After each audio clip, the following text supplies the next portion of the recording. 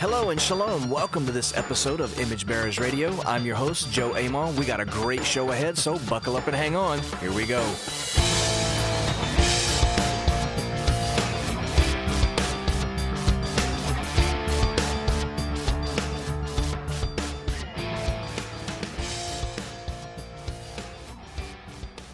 Hey guys, shalom, shalom. Welcome to this episode of Image Bearers Radio. I'm your host, Joe Amon, coming to you all the way from Out of Ashes Ministries in Southwest Louisiana, located right outside of DeRidder, Louisiana, and I hope you guys are doing incredibly well. Welcome to episode 145 of IBR. You'll notice if you stick around, we have a lot of like little abbreviations for stuff, IBR, OAM, all the things. It's all good. So glad that you guys are here with us. Excited about what we have to talk about, continuing on from last week's episode.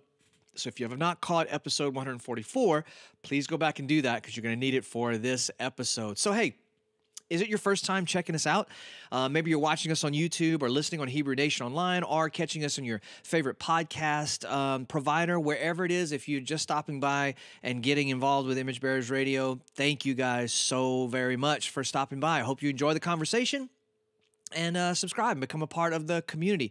Also, if you're checking us out on a podcast provider, especially like iTunes or Apple Podcasts or whatever it's called now, hey, rate us. Give us a review. It'd be really cool. If you're on Google Podcasts, write a review for us. It'd be awesome just to see what you guys are thinking and how you're enjoying the podcast. If you don't know, Image Bearers Radio is an extension of Out of Ashes Ministries, which is a Yeshua-centered, Torah-pursuant, Torah-observant Sabbath fellowship here in Southwest Louisiana. So if you're in the area, if you're in Southwest Louisiana, Central Louisiana, East Texas, we have folks that drive from up to 2.5 hours away for Shabbat service. We'd love to see you guys sometime in person.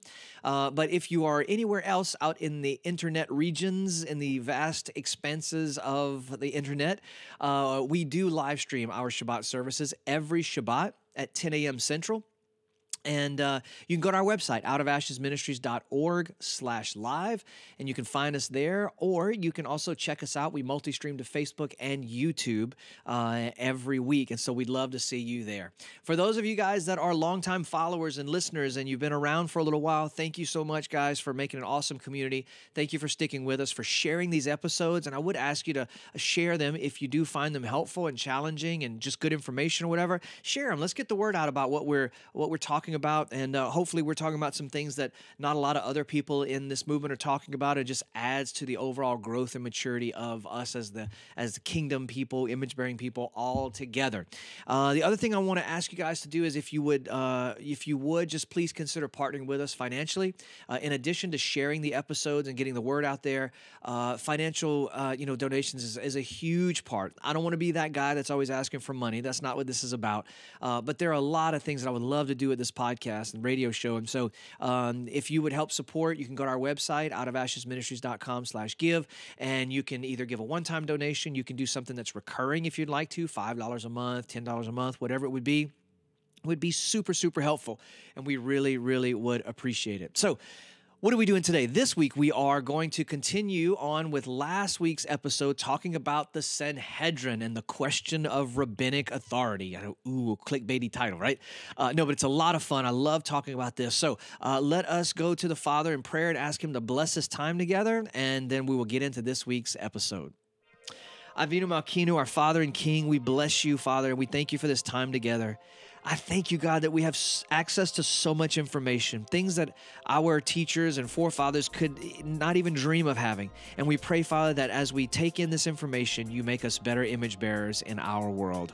Amen and amen.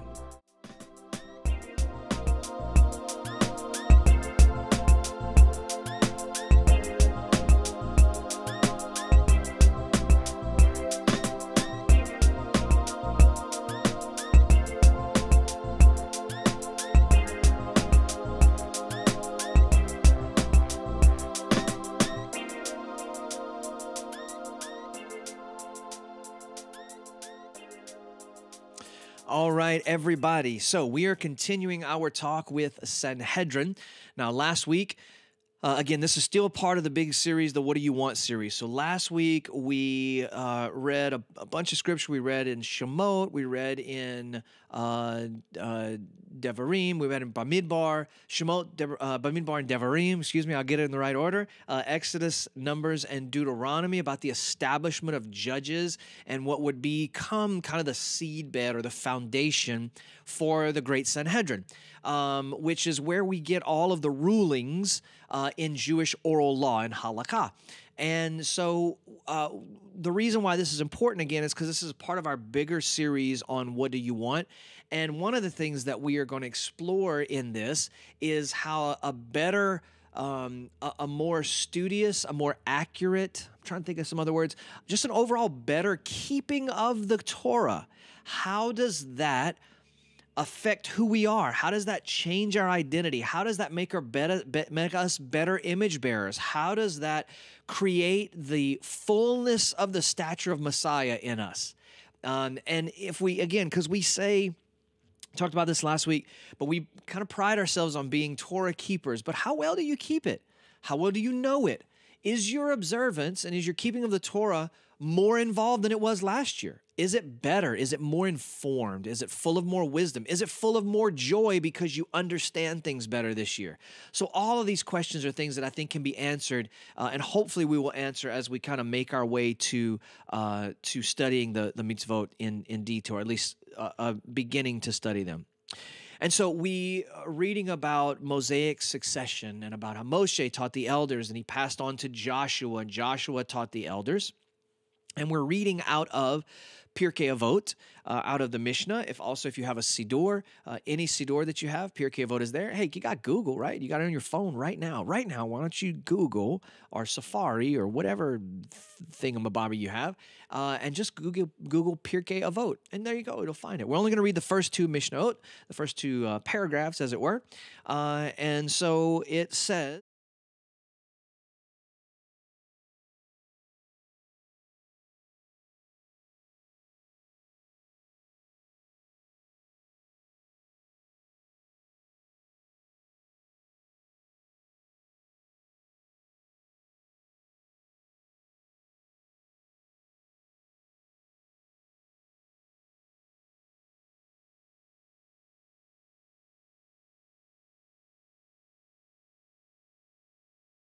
think about when it comes to Torah and the operating of Israel, ancient Israel. One we talked about last week, and that's in vigilante justice. We don't think about the court system. We don't think about how stringent testimonies and all these things were. They were very stringent. We're gonna learn that in the next couple of weeks. And so one of the things, all other things that we don't think about is we don't think about the idea of the high level of judicial practice. In other words, you think about, you watch the news or whatever, and you have a legal case that's happening in the country, and you have expert lawyers that come on, and the things that they talk about, none of us ever think about, right? We don't ever think about it. We don't study it. Some of the words they use are kind of like, what? But we don't ever, it's not a part of our everyday life. They're involved in a really niche area that they spend way more time studying, way more money and all that than we ever would dream about. Like, we're busy living our lives, doing our thing, right? But this is what they've chosen to do. It's what they're gifted at. And what we forget is that if not for them, the order of our nation would break down. Now, you may want to argue that it's already down, and I would not disagree with you. It would go through even further breakdown, right? Where we would just have absolutely no rule of law. And you're small town lawyers, you live in a town of, 20,000 people, 60,000 people, 5,000 people. You don't even have a lawyer in your town. You got to go to the next town, whatever. Even those small town, what we would call small time lawyers they're part of custodians of really law and order, right? If you think about if your local law office, somebody you went to school with, or a kid of somebody you went to school with, or one of your children or whatever, maybe they just deal in like civil law, right? And they just deal in marriages and divorces and, lawsuits and that kind of stuff. There is still custodians of order. And it's super important. You go like, yeah, but that's not a spiritual thing. No, it's highly spiritual. It's incredibly spiritual. um, because the kingdom is all about bringing order to chaos, right? And so we don't think about the high level of judicial mechanics and thought in ancient Israel. But the Torah, the covenant, is a legal document. We talked in our Kedusha lessons that Kedusha, we define Kedusha as set apart for the service of God through legal restrictions and limitations, legal and formal restrictions and limitations. Well, that legal word is a big word there, right? That presumes some kind of law, some kind of judgment, some kind of precedent, and that assumes a right and a responsibility. And you can argue that part of when humanity really gets in trouble, as Israel got in trouble, is that they enjoyed the rights without upholding the responsibility, right? If you have rights with no responsibility, you have illegitimate rights. If all you have is responsibility and no rights, then you have illegitimate responsibility, which basically makes you a slave, right? So these things balance each other. Rights and responsibilities balance each other. Our authority and responsibility, we've talked about before, balance each other. So we're told that that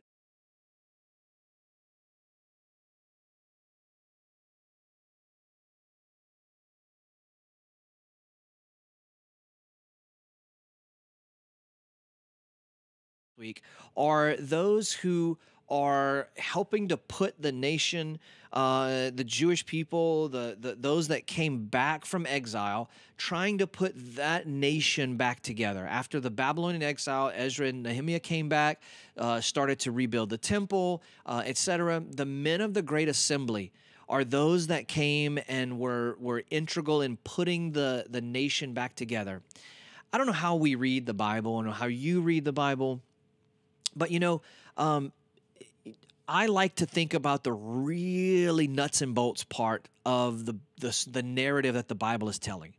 I think that's for me, it's a really good habit to get into.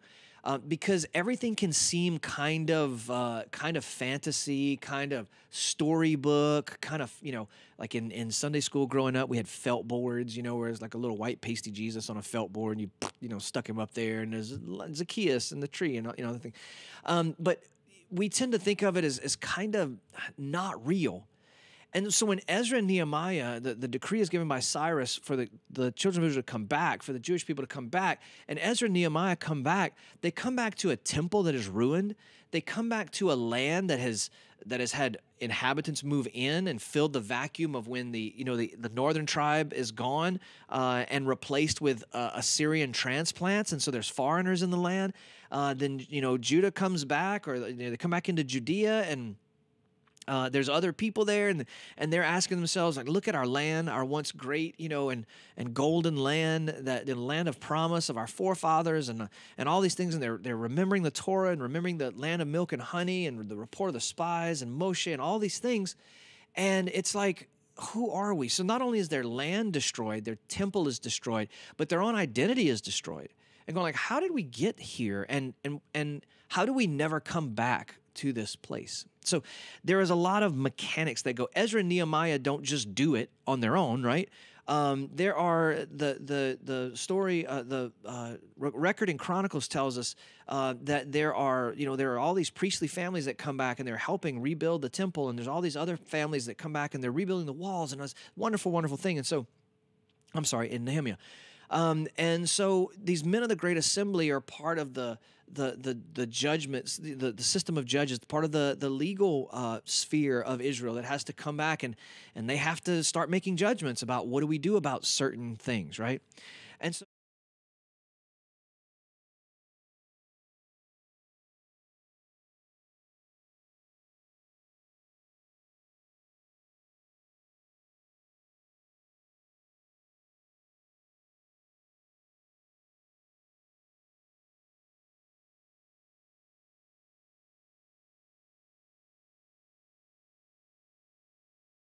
the idea that you have this pervading idea in Christianity and some of our backgrounds that like the Torah is all about vigilante justice, right?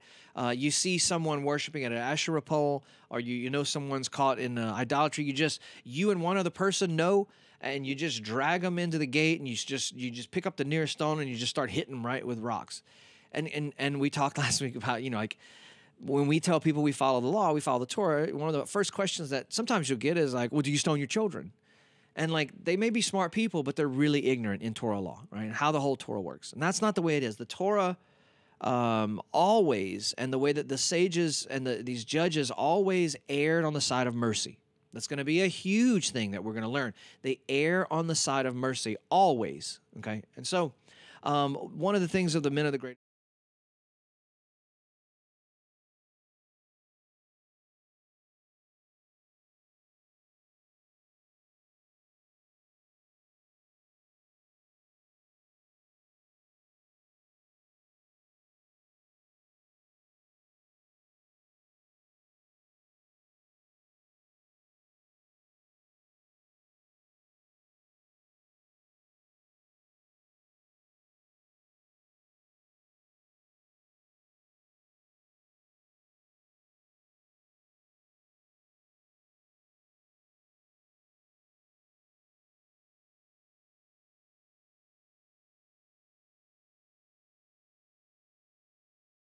one, and some of you guys are going to hate this one. Make a fence around the Torah. This is the idea of like the speed limit's 55, right?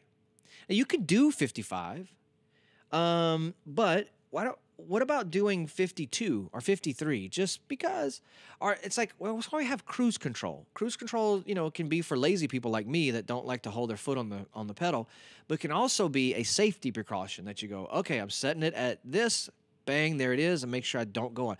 It's a fence, right? We have a lot of fences in our lives, and yet we get all offended whenever we put fences around the Torah, and it's just not. It's hypocritical a little bit.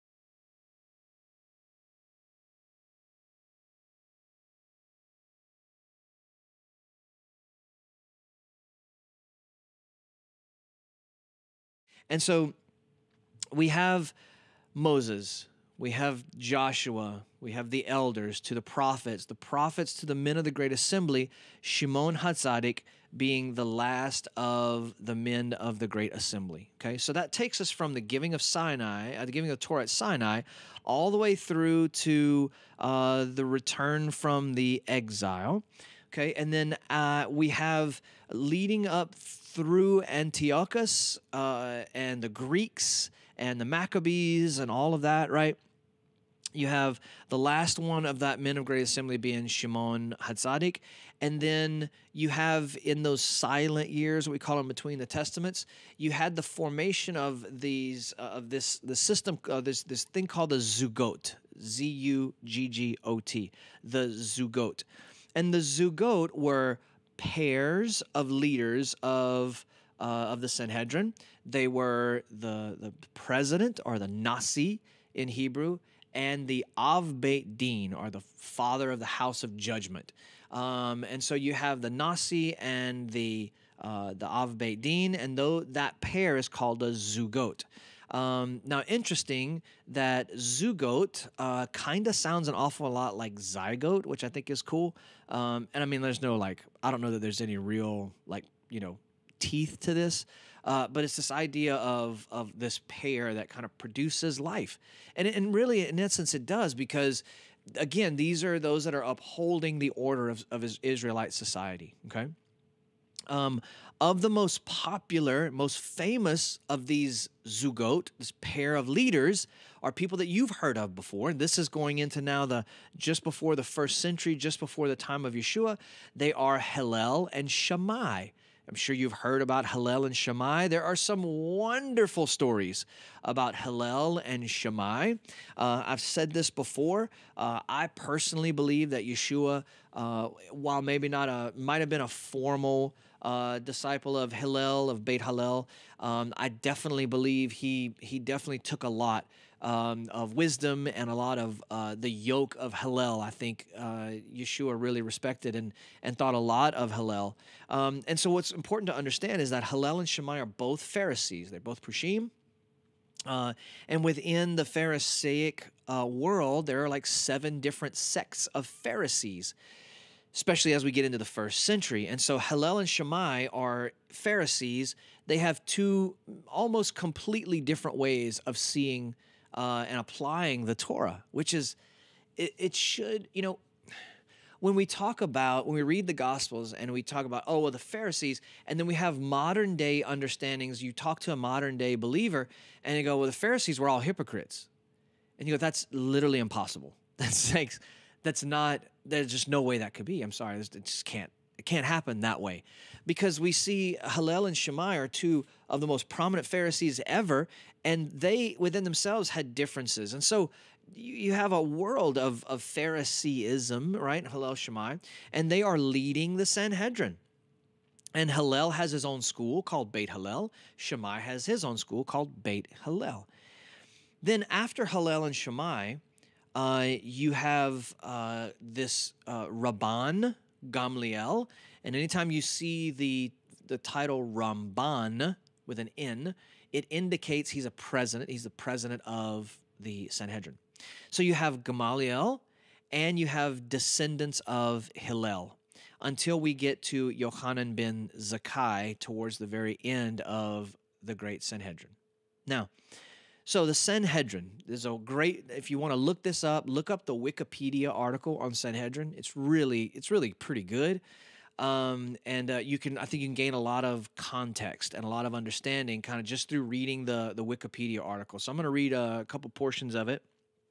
And I told you, remember that the elders, the leaders, and all of this weren't called in the wilderness. They weren't called the Sanhedrin. The men of the Great Assembly were not called the Sanhedrin. And there's probably a good practical reason for that. At least this is the way I understand it and the way I like to teach it. And it comes from the first paragraph of this Wikipedia article. It says, the Sanhedrin is a Greek word, synedrion. Okay, synedrion means sitting together or assembly or council. So just from a really practical standpoint, one of the reasons why we don't hear of the Sanhedrin until the pre-first century, until the first century BC, or second century BC, is because it's a Greek word. And so it's called things like the elders, the judges, the men of the Great Assembly. It's called other things. It's not called Sanhedrin. So people will say, well, yeah, you're trying to teach the Sanhedrin thing, but don't you know that the Sanhedrin didn't even exist until around the time of the Maccabees? And you go like, no, that's actually not, it wasn't called the Sanhedrin, but it's the same functioning body. And so what you can do is you can go back to Pirkei Avot, and we're going to end up doing this at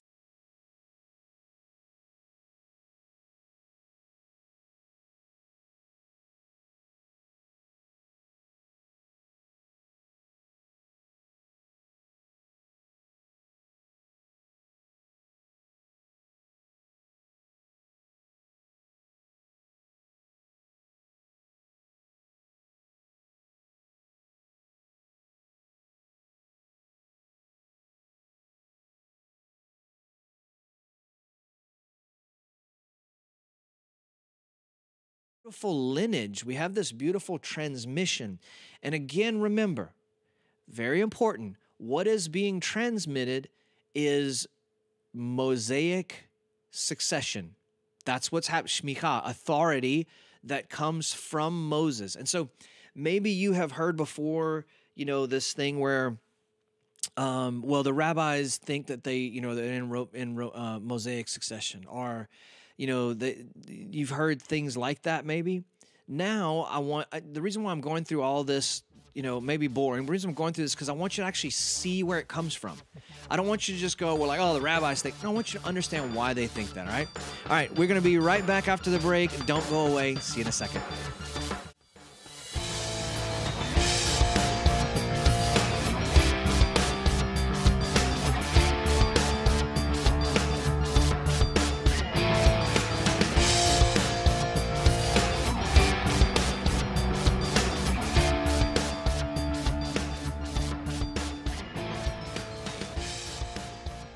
All right, guys, welcome back. So, very important. I know we say things like, well, people that are anti-rabbinic or, don't really believe that they should live the way that, the rabbinical Judaism says, whatever. They go like, oh, the rabbis, they believe erroneously that they have Mosaic succession. No, like, this is where it is. This is where it comes from. I've just shown you what they understand to be their rabbinic succession. Now, we will talk about this at some point when we finish this up, but when we say the rabbis, who are we talking about when we say the rabbis? Well, we're going to get to that. We're going to get to that as we start to talk about the oral law and stuff. But just suffice to say, whenever most people who know what they're talking about talk about the rabbis, the people that they're talking about, also called the sages, also called the Tanaim, these are the people that are around from the time of the men of the Great Assembly on through to the time of Hillel and Shammai, and then things kind of start to develop from there. And so when we talk about the rabbis or the sages, we're talking about those people, not Rabbi so-and-so, from the Bronx or from the next town over. Modern rabbi. The question is, well, should we follow modern rabbis? Well, what I think is important is that if you're genuinely serious about this topic, what I think is important is that we learn to study what the modern rabbis have grown up studying, which is Mishnah, Talmud, right? Oral writings, or oral Torah, the writings of the sages, etc. We start to study what they study, and you can now. We have this awesome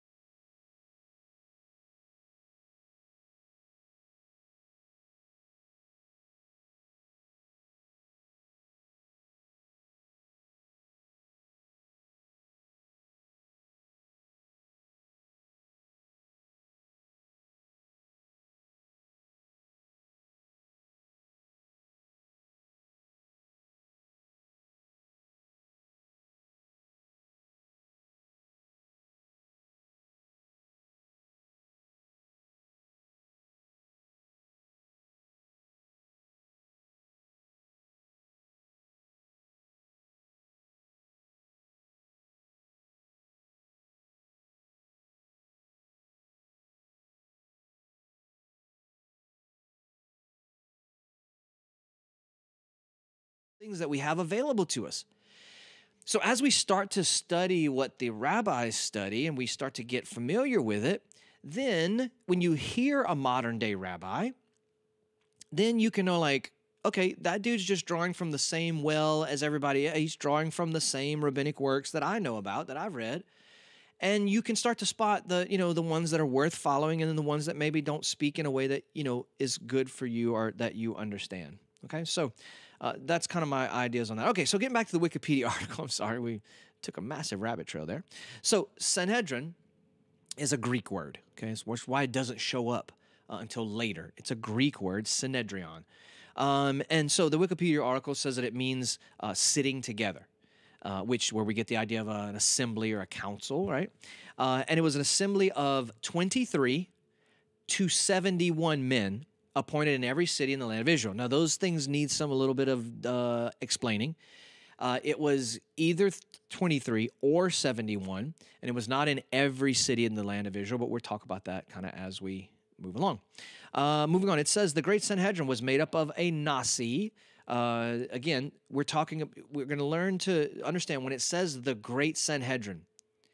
We're not talking about the men of the Great Assembly. We're talking about an adaptation of the law, the council of the Sanhedrin and these elders and leaders. We're talking about how it has kind of adapted through the time. When you see the term Great Sanhedrin, you know the period of time you're talking about is after the men of the Great Assembly and before the destruction of the temple, or a little after the destruction of the temple. Okay, you're talking about like pre-Yeshua by a few decades, a century or so maybe, up to after about a century after the destruction of the temple. So you're talking about that couple of hundred years. Okay, so the Great Sanhedrin, that's the time frame we're in, was made up of a Nasi who functioned as head or representing president, but was not a member of the court. You'll understand that a little bit later. And Av Beit Din, the chief of the court, and 69 general members. Okay, we get this from Numbers chapter 27, verse 23. It says, in the Second Temple period, the Great Sanhedrin met in the Hall of Hewn Stones, which is also called Lishkat Hagazit in Hebrew, in the temple in Jerusalem. The court convened every day except festivals and Shabbat. In the late 3rd century, to avoid persecution, its authoritative decisions were issued under the name Beit HaMidrash. So I want to show you really quickly. Last week we did this, and I think it worked out decently well. And so I want to show you where they're meeting in the temple, because this is really important. This is going to kind of piggyback on some stuff that we talked about last week and through the Kedusha things. And so if we go over here to the iPad,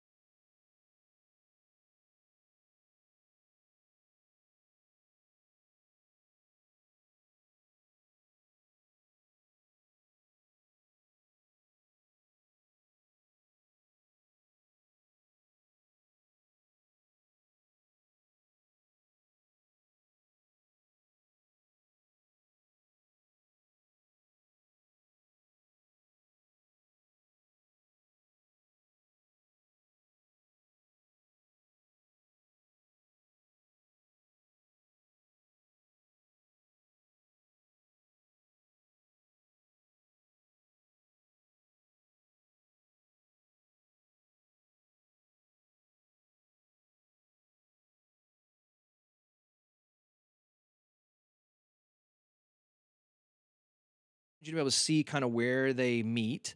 It's a cool visual, I think, always. I'm very visual, so it's cool for me to kind of get to see, learn. I learn better like that. All right, so our Wikipedia article goes on to say, historically, the last binding decision of the Great Sanhedrin appeared in 358 CE. So your 3rd century CE, right? So you're 300 years. It says when the Hebrew calendar was adopted. Oh man, this is great because we're in a time right now where there's a lot of consternation about the Hebrew calendar, right? The Aviv search and when is Pesach and the beginning of the year and Nisan and blah, blah, blah, blah, blah, and everybody's all hair on fire. We're going to get it wrong, blah, blah, blah, etc. So it says this adoption of the Hillel calendar, the calculated calendar, was the last official act of the Great Sanhedrin. Now, have you ever studied why? What is the deal with the calculated calendar and why? It says the Sanhedrin was dissolved after continued persecution by the Roman Empire and aspiring Christendom. Over the centuries, there have been attempts to revive the institution, such as the Grand Sanhedrin, convened by Napoleon Bonaparte. Did you know about that? Interesting. And modern attempts in Israel. Okay, so the calendar thing we'll talk about again later, but just let me give you the Cliff Notes version real quick. Then I'll give you the TLDR, too long didn't read version. The ancient calendar in the Second Temple period was a sighted moon. They sighted the moon. Witnesses came up to the Hall of Hewn Stone, to Lishkat HaGazit. Ezra the scribe, it says, had a chamber there where the high priest or lived, and he had in that chamber in the Hall of Hewn Stone, he had depictions of different phases of the moon. And a witness would come up and say, "I spotted the new moon, and I'm here to testify, I'm to witness about it." And so they would take him in there and say, "What did you see? Point to what you saw. Show us. Was the sun before, moon after? Wherever." Again, we'll read all this in detail later. And you say, "I saw this." I'm like, "Okay, great." And then they'll send him out and bring in another witness who hadn't heard his testimony. And once they find two witnesses that match, then they can declare Rosh Chodesh, the new month, the renewal of the month, the renewal of the moon, and that is what happened. Now, as the Sanhedrin and the all parts of Judaism got increasingly threatened by Rome and by Christianity, the witnesses, it became too dangerous for the witnesses to come and testify about Rosh Chodesh. Now, it is a commandment that we declare and that we recognize and celebrate Rosh Chodesh. It's a commandment. It's a Torah commandment. So it is important that that is done. But if it threatens life, there has to be a way, because Torah is about life. And God, and this is so important to understand. See, it's easy for us to make all of these criticisms and stuff on Judaism and go, "Well, they should have never done, the Torah doesn't have a calculated calendar, blah, blah, blah, blah, blah, blah, blah." Well, but what you don't understand is that people's lives were at risk in order to fulfill the Torah commandment of sighting the new moon. So is God about God's law, period, even if it costs people their lives? Listen, this is not the God's Not Dead movie, okay? This is not the story of the shootings in Columbine. This is a different time and a different place, and we have to understand the way that they made their decisions, okay? The pikuach nefesh, the saving of life, was the ideal. That was the priority. And so in an attempt to not have witnesses killed, robbed, beaten, threatened, to come up and sanctify the new moon, they went to a calculated calendar, which was done by Hillel. Okay? That's the short and skin. Again, that's the TLDR version. We will get to the details in subsequent weeks. Okay? So we have in, let me show you this real quick, because I want you to, here's the deal. Why are you showing us?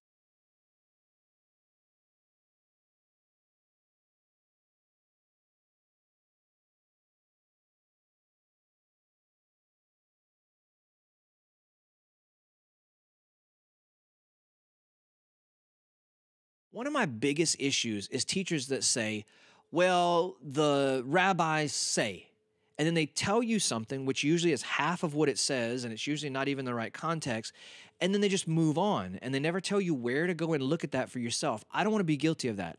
I got sick and tired of that from some teachers, which is why I stopped following some teachers years ago, because I wanted to know where they were getting this stuff from. I wanted to read it to myself. Listen, I was upset because I felt like I'd been lied to in church. I wasn't going to be lied to by more teachers. Let me read it for myself, and I'll decide whether or not it's valid, okay? So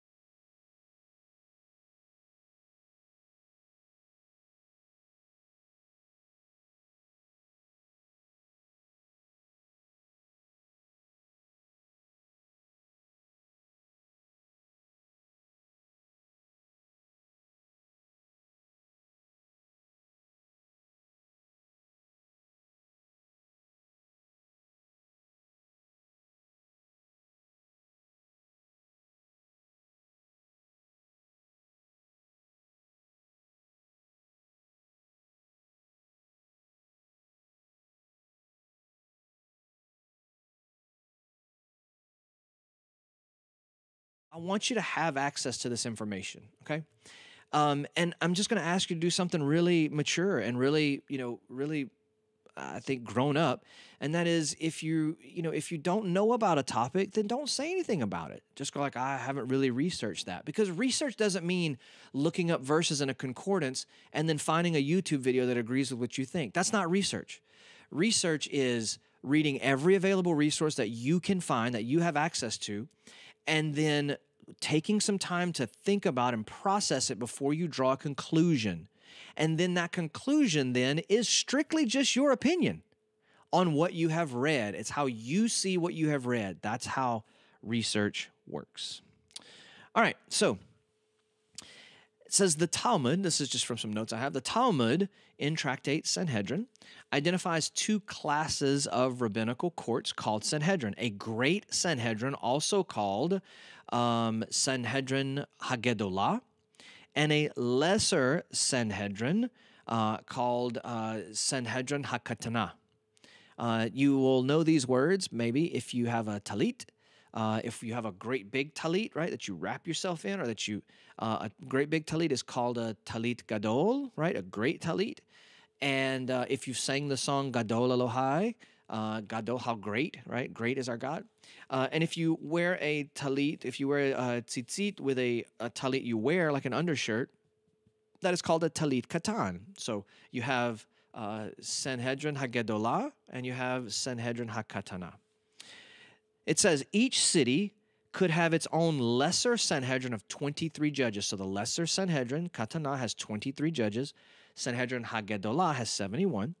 Each city could have its own lesser Sanhedrin of 23 judges, but there could only be one great Sanhedrin. And there's a way that you determine which cities get a lesser Sanhedrin we'll talk about. The great Sanhedrin of 71 acted as Supreme Court, taking appeals from cases that were decided by lesser courts. Sound familiar?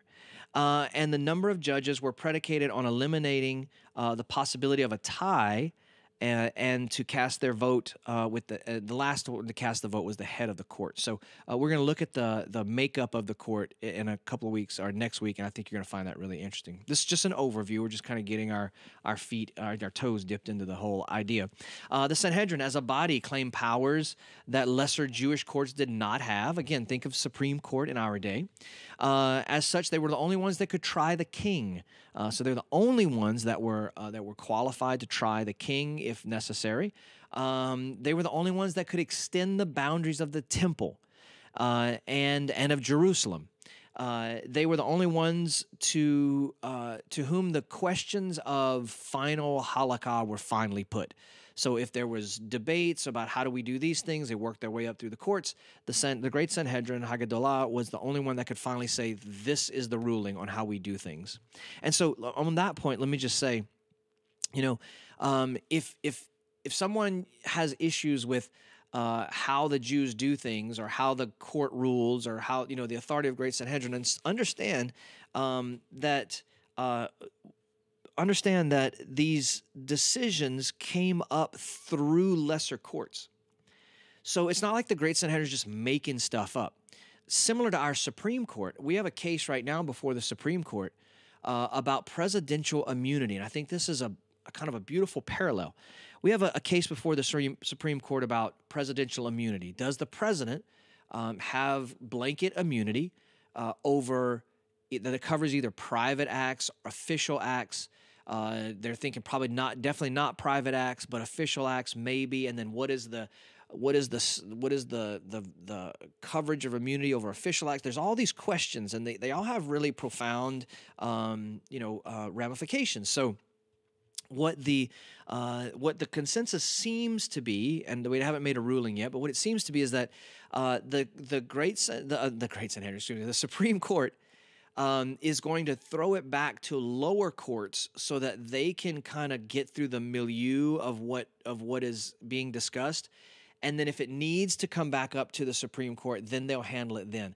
But several of the judges, both liberal and conservative, left and right, have said, we don't want to make some kind of sweeping decision, some kind of sweeping generalization that has profound and unnecessary or unwanted complications down the road.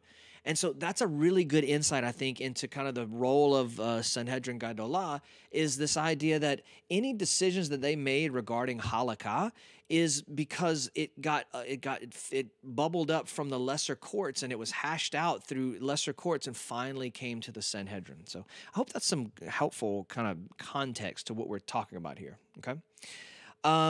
So before 191 BC, so this is the men of the Great Assembly, okay? The high priest acted as ex officio head of the Sanhedrin. So this is the men of the Great Assembly. During that time frame, this is after return of exile, right? This is Maccabee time, Greeks and all that kind of stuff, right? But in 191 BC, thereabouts, the Sanhedrin lost confidence in the high priest, and the office of Nasi was created. Now, if you know the answer to this, I would be super proud of you. Okay, so what things are happening around 191, around the 2nd century BC, that would contribute to a loss of confidence in the Kohen Gadol as the leader of the Sanhedrin? I'll give you a minute. No, I won't. Okay, because some people listen to audio like, what are you doing to me? So think about what happens now. What happens during Hanukkah, right? This is mid 300s. You think about Hanukkah, what happens, right? The Hasmoneans win, the Maccabees win. Yay, go Hasmoneans. And in less than 100 years,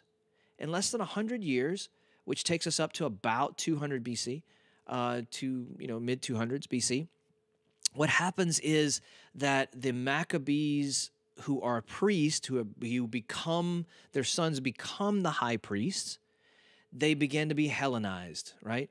And they begin to really move and shake with Greece and then with Rome, and there's all this compromise and all these things.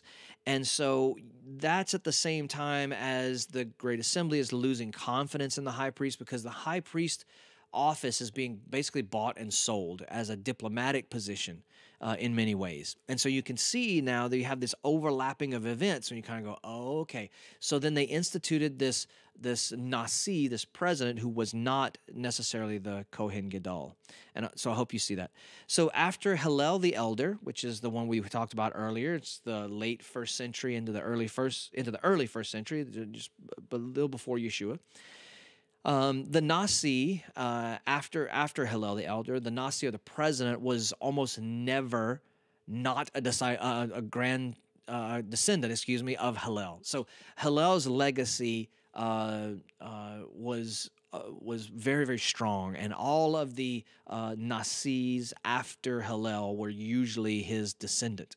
The second highest ranking member we talked about before is called the Av Beit Din, or head of the court. Father of the house of judgment is the literal translation. And he presided over the Sanhedrin and actually sat as a member, and he sat especially during criminal court. In some cases, it was only necessary for a 23-member panel functioning as a lesser Sanhedrin, remember, Katana. In general, the full panel of 71 judges was only convened on matters of national significance, like a declaration of war or something like that, or in the event that a 23-member subcommittee, subpanel, could not reach a conclusive verdict. And they brought in everyone, and again, we'll see more of that stuff afterwards. So that takes us kind of up through the First Temple period, so looking just really quickly past that, again, this is just the overview that we're getting into. So post-temple history. After the destruction of the Second Temple in 70, the Sanhedrin was reestablished in Yavne, so moved from Jerusalem. It moved out of the Hall of Hewn Stone into another place and on the outside of the temple, on Har Habayit, the Temple Mount. And then after the destruction of the temple, it moved to Yavne. And of course, its authority kind of decreased. It wasn't sitting in the temple. There was no temple. Everything is really in a flux and an uproar. And so the imperial Roman government and legislation recognized it only in a small way. Then it moved around a couple places till then. We'll talk about that next week. I hope you guys enjoy this and find it helpful. We'll see you next week. Shalom, shalom.